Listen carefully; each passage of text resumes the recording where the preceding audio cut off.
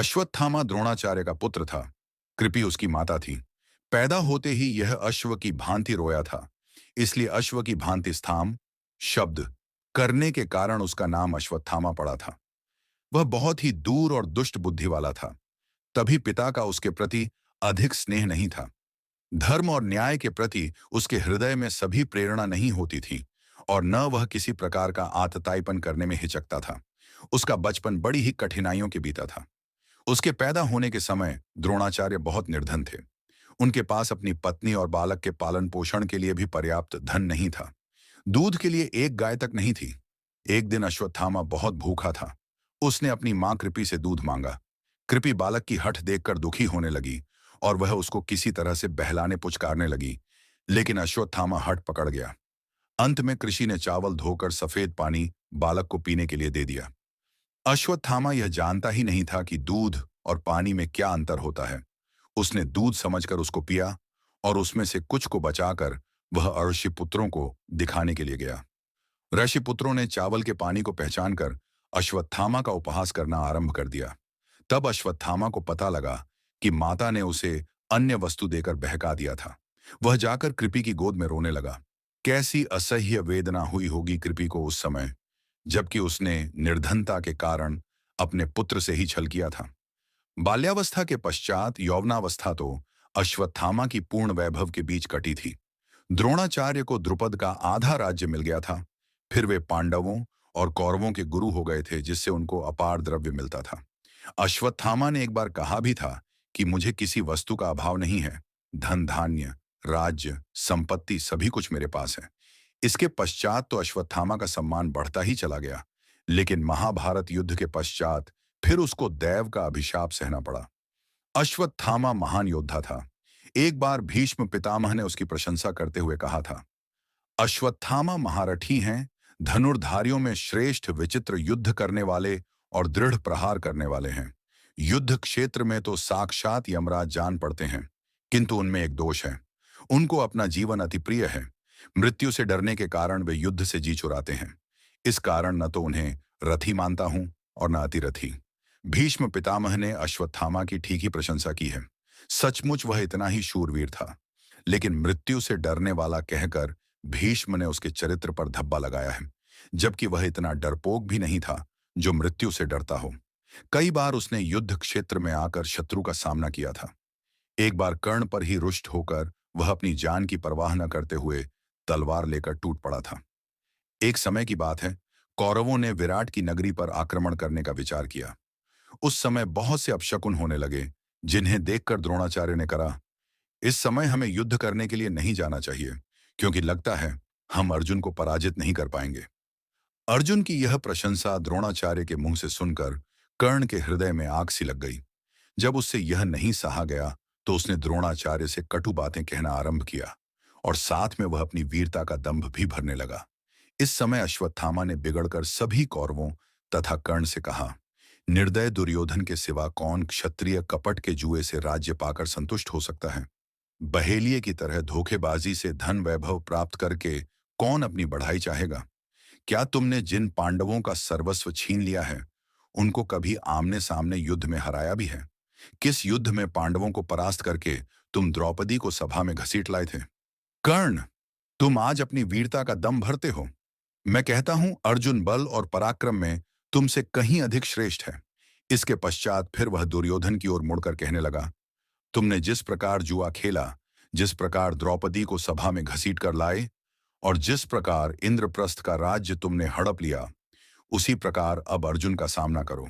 क्षत्रिय धर्म में निपुण चतुर जुझारी तुम्हारा मामा भी आकर अपना पराक्रम दिखाए।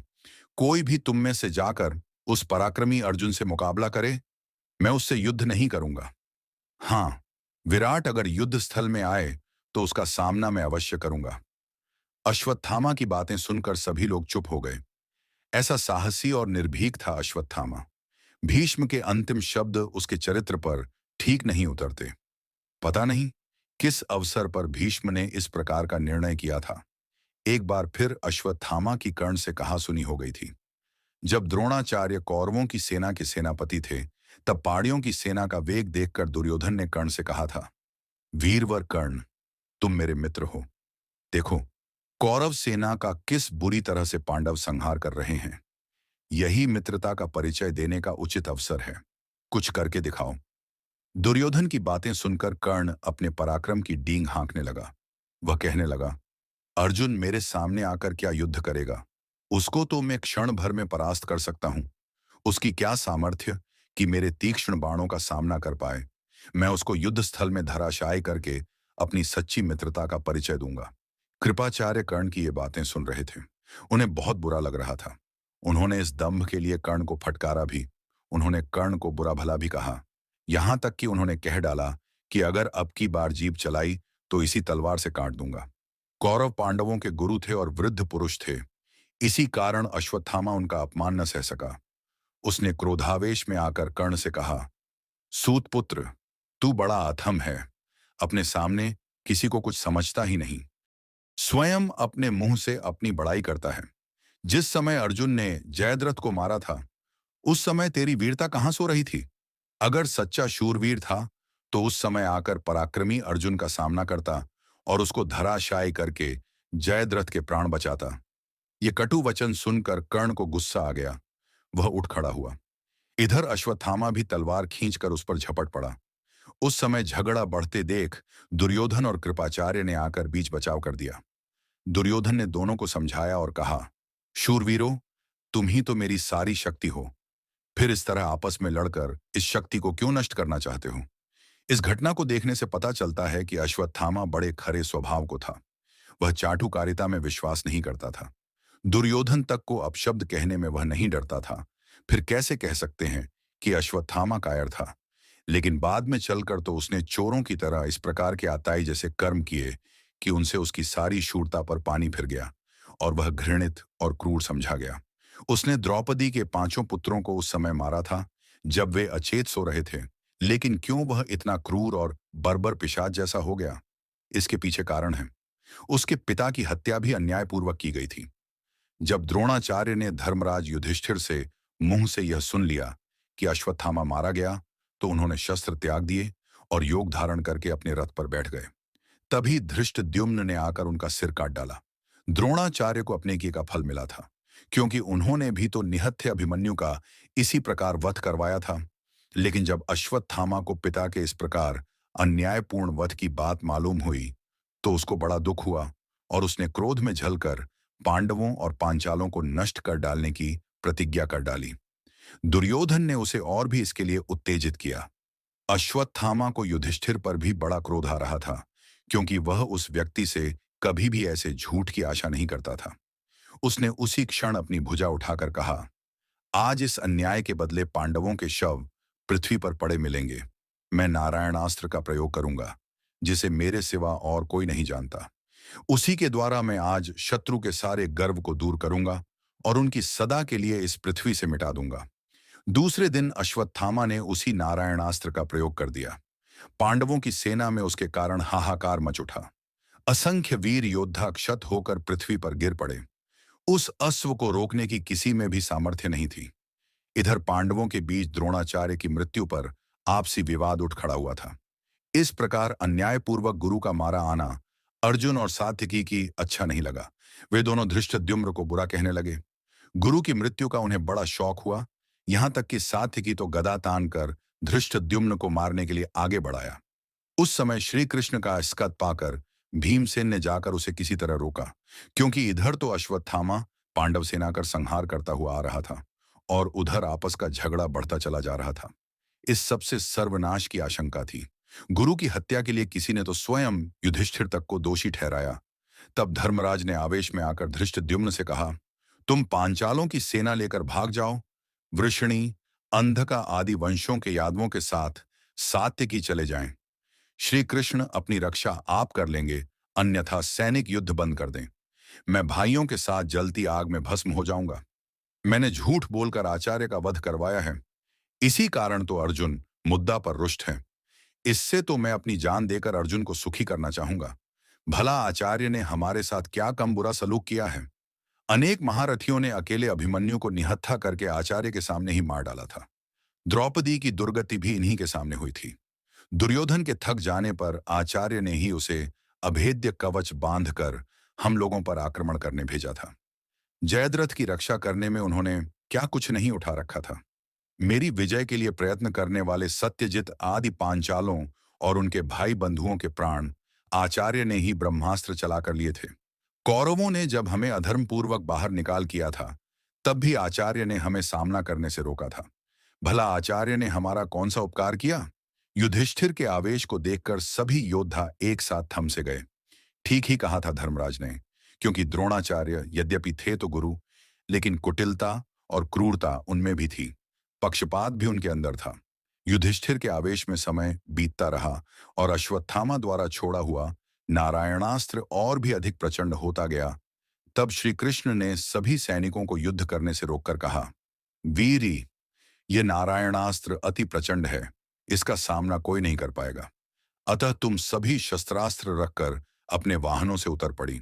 पृथ्वी पर लेट जाने से तुम इस प्रचंड अस्त्र की मार से अपने आप को बचा सकोगे। यदि कोई वीरता का देव भरकर इस अस्त्र का सामना करने का प्रयत्न करेगा, तो यह और भी अधिक प्रबल हो जाएगा। श्री कृष्ण की बात मानकर सभी योद्धा अपने अपने वाहनों से उतरकर पृथ्वी पर लेट गए, लेकिन भीमसेन के मस्तिष्क में श्री कृष्ण की बात नहीं बैठी। वह फिर भी अपनी वीरता बखानता हुआ बोला, मैं बाण चलाकर गदा मारकर इस अस्त्र को विफर कर दूंगा। भयभीत होने की कोई आवश्यकता नहीं है। आज मैं अपना पराक्रम दिखाऊंगा।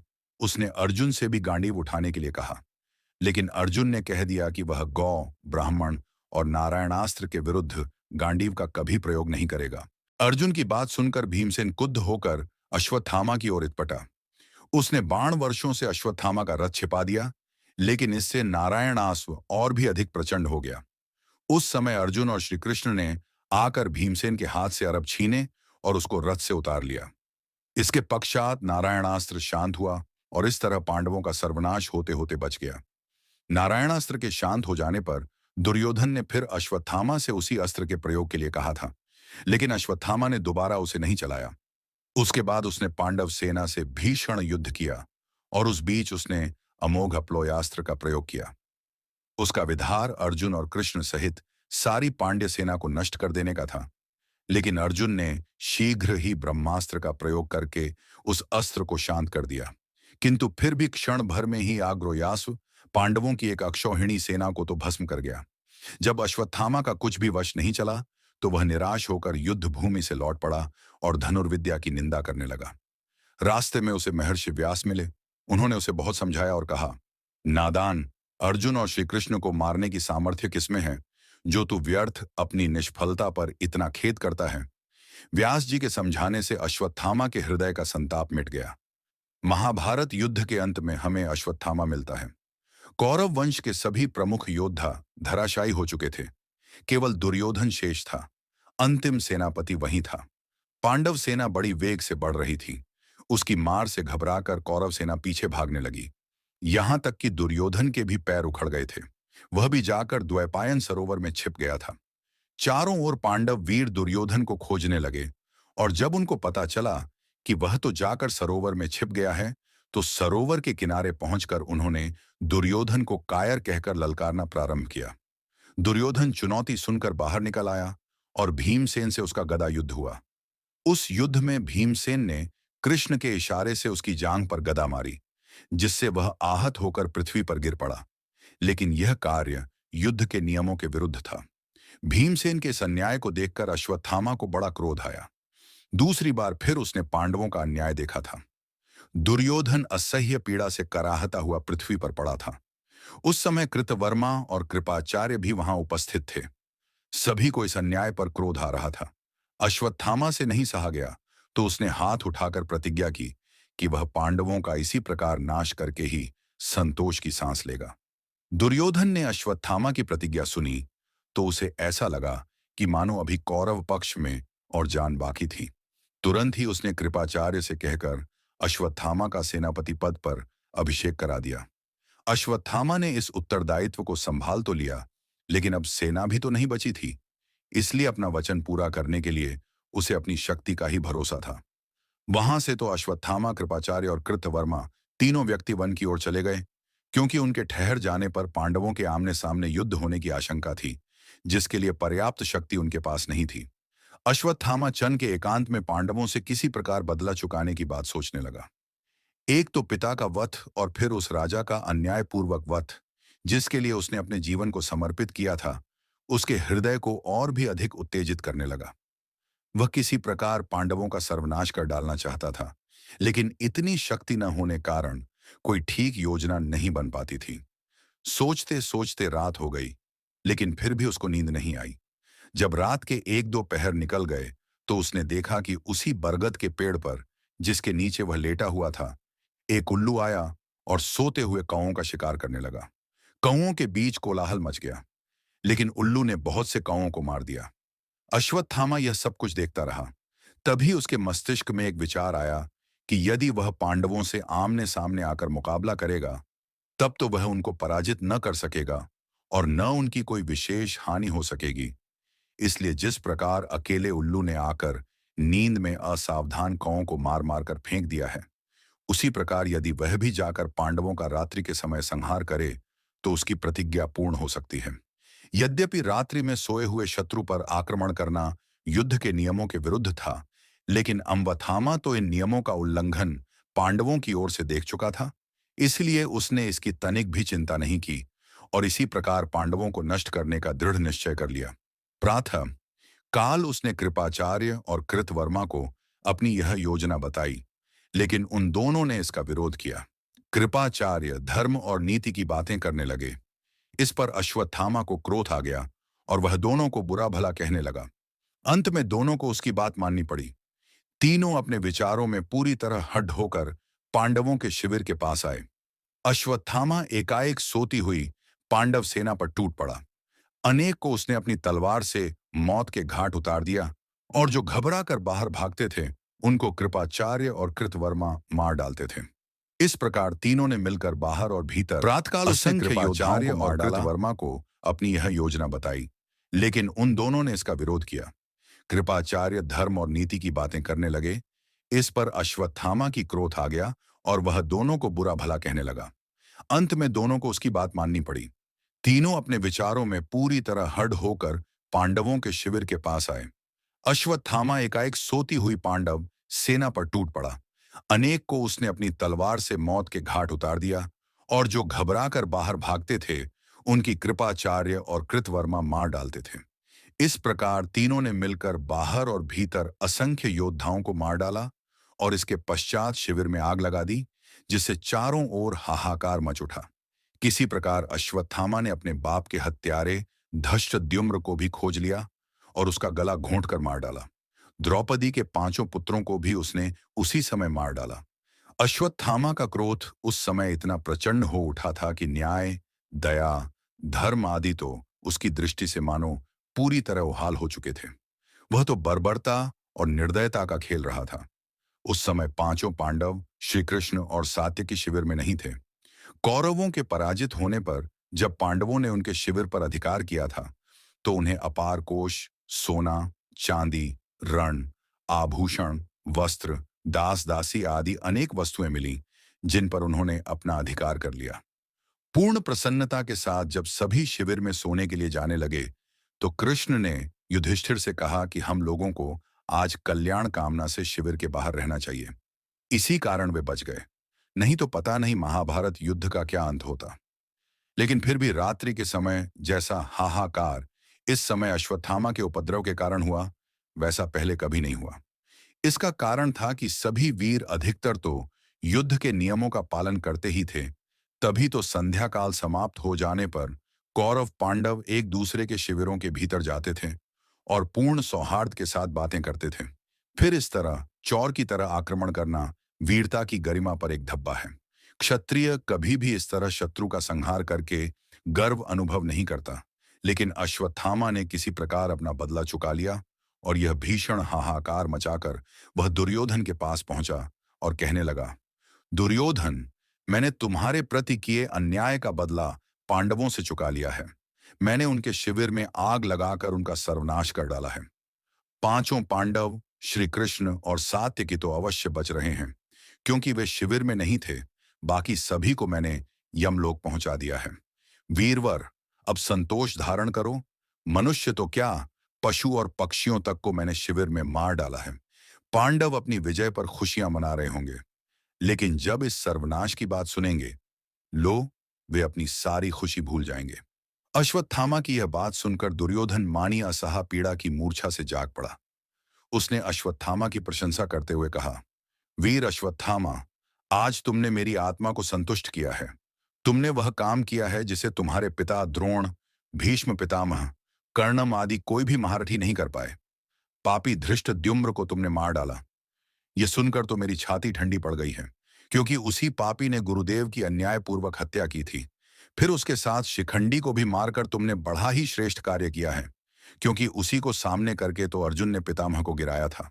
सच, मुझे अब अपनी पराजय पर तनिक भी खेद नहीं है। मैं पूर्ण सुखी होकर स्वर्गलोक को जाता हूं। वीरवार वहीं हम सभी मिलेंगे। यह सुनकर दुर्योधन की श्वास रुक गई। अश्वत्थामा एक तरफ तो दुर्योधन के स्वर्गवास के कारण दुखी होने लगा, लेकिन दूसरी तरफ उसको आज एक असीम गर्व का अनुभव हो रहा था। वह सोच रहा था कि पिता की विक्षिप्त आत्मा आज शांत हो गई होगी, क्योंकि उसके बेटे ने अन्यायों से बदला चुका लिया है। इधर द्रौपदी अपने पांचों पुत्रों के शवों को देखकर दुख के कारण पागल सी हो उठी। उसकी भीत एक रात में सूनी हो गई थी।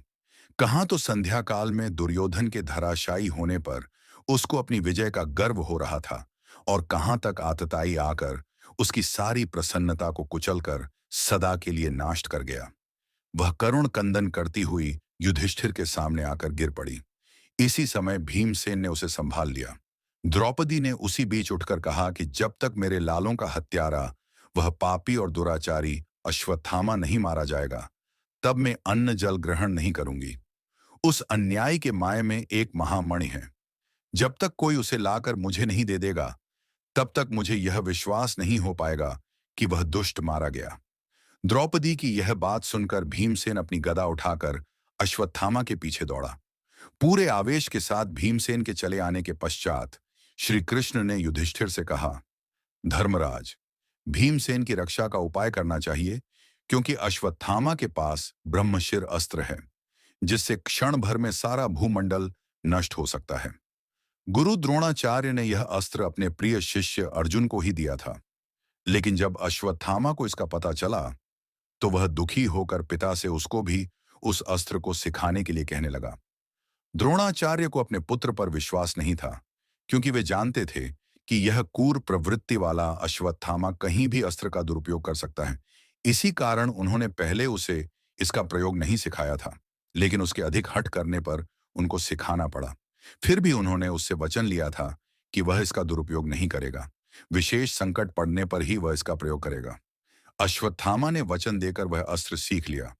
अब उसी का सबसे बड़ा भय है, क्योंकि अश्वत्थामा को उचित और अनुचित का तो अधिक विचार है नहीं। हो सकता है वह आवेश में आकर ब्रह्मशिर अस्त्र का प्रयोग कर बैठे तो सर्वनाश हो जाएगा। मैं आपको उसकी कुटिलता की बात बताता हूं। एक बार वह द्वारका आकर मुहा से कहने लगा, पिताजी ने महर्षि अगस्त्य से जो ब्रह्मशिर अस्त्र प्राप्त किया है, उसे मैंने सीख लिया है। उसको मुझसे लेकर बदले में मुझे अपना सुदर्शन चक्र दे दो। इस पर मैंने कहा, मुझे तुम्हारे ब्रह्मशिर अस्त्र की आवश्यकता नहीं है। मेरे धनुष, शक्ति, गुदा और चक्र में से जिसकी भी तुम्हें आवश्यकता हो ले लो।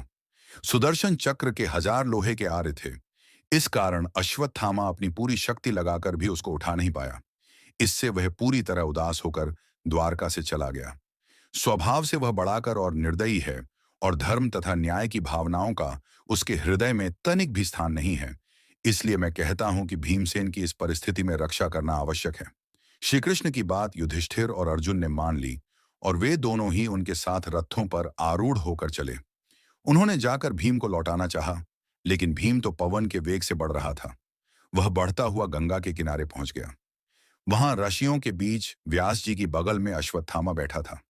उसको देखते ही भीमसेन ने धनुष पर बाण चढ़ा लिया। उसी समय अर्जुन, युधिष्ठिर और कृष्ण भी वहां आ पहुंचे। अश्वत्थामा ने समझा कि ये मिलकर उसका वध करने के लिए आए हैं, इसलिए एक साथ आवेश में आकर उसने पास से ही एक सेठा उखाड़ा और उस पर दिव्यास्त्र का प्रयोग किया। छोड़ते समय उसने अरब को आज्ञा दी कि कोई भी पांडव जीवित नहीं बचना चाहिए। उस अस्त्र के छूटते ही प्रचंड अग्नि धधक उठी। ऐसा लगता था मानो यह तीनों लोगों को जलाकर क्षण भर में भस्मसात कर डालेगी। यह देखकर कृष्ण ने अर्जुन को इशारा किया, क्योंकि वही इस संकट से सबके प्राण बचा सकता था। गुरु द्रोणाचार्य ने इस अस्त्र को अर्जुन को भी तो सिखाया था।